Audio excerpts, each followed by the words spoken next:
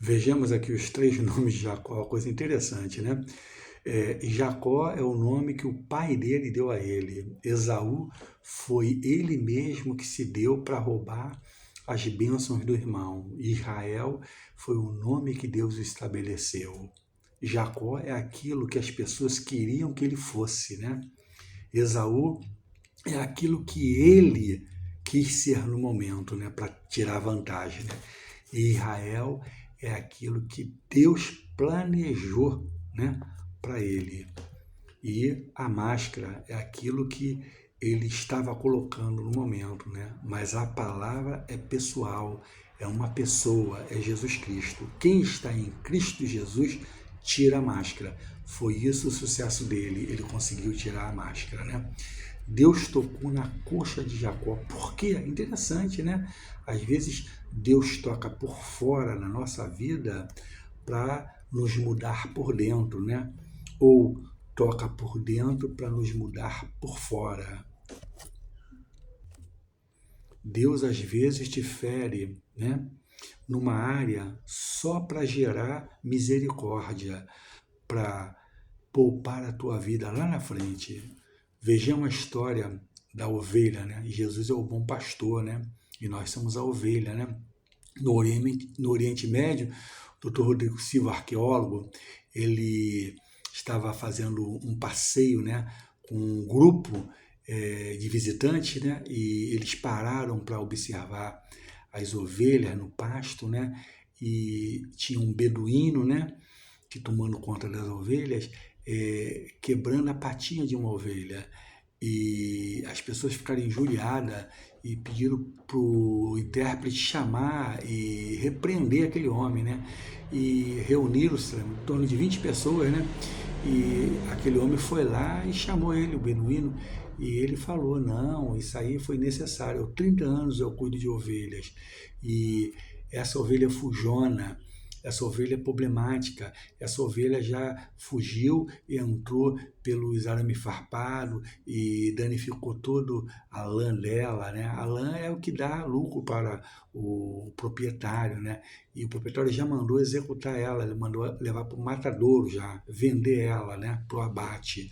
Mas eu tô sabendo, sentindo que ela tem como recuperar. Eu sou pastor há muitos anos, 30 anos cuidando, e eu vou um ato de misericórdia fazer isso para que eu possa ficar 3 meses cuidando dela e ela deixar de ser fujona. Ela é muito rebelde e isso aí vai preservar a vida dela por muitos anos, né?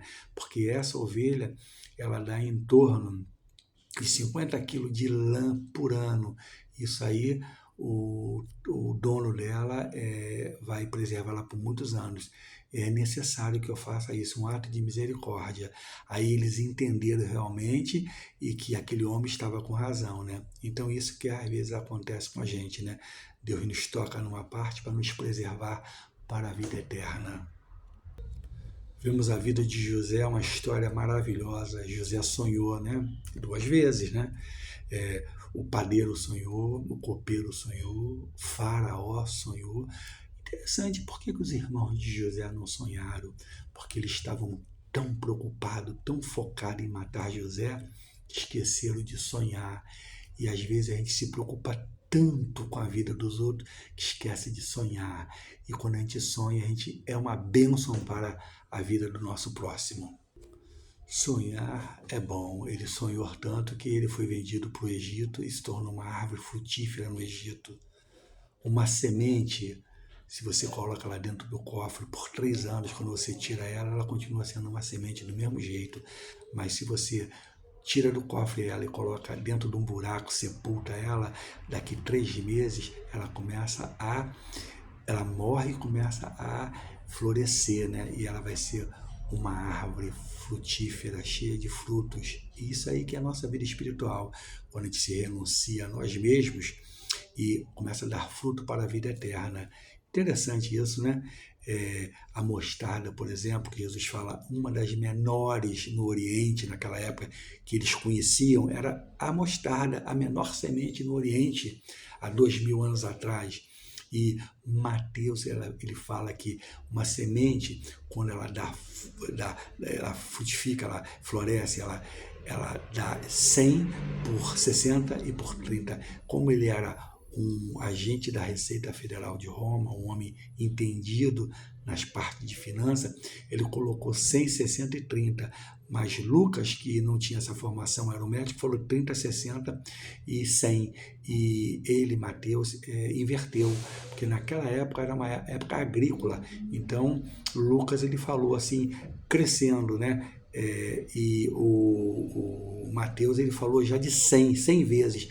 O que é 100 vezes? Uma semente produz 100 vezes mais. 100 vezes equivale a 10.000%. É uma coisa fantástica. A multiplicação é uma coisa assim, de um tamanho tão grande que a gente não consegue entender.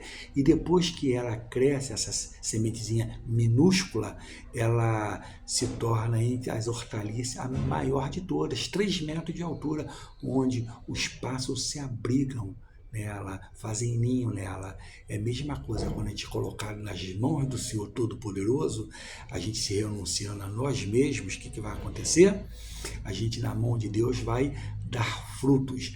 Isso aí quer dizer, nós vamos ter a vida eterna, essa vida de 10.000%, é uma coisa escandorda e assim, grandiosa, né? Naquele mundo agrícola. Hoje nós estamos no mundo digital, tecnológico, a gente começa a entender o que é isso.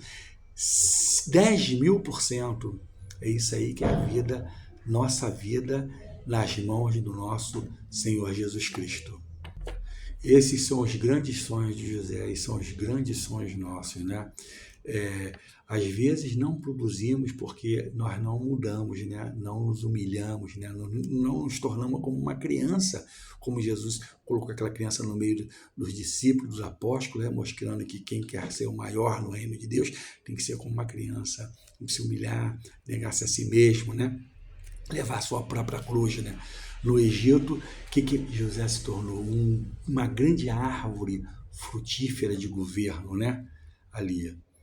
Nós nunca podemos ter pesadelo com Deus. Sabe por quê? Homens que sonham como José geram filhos sonhadores.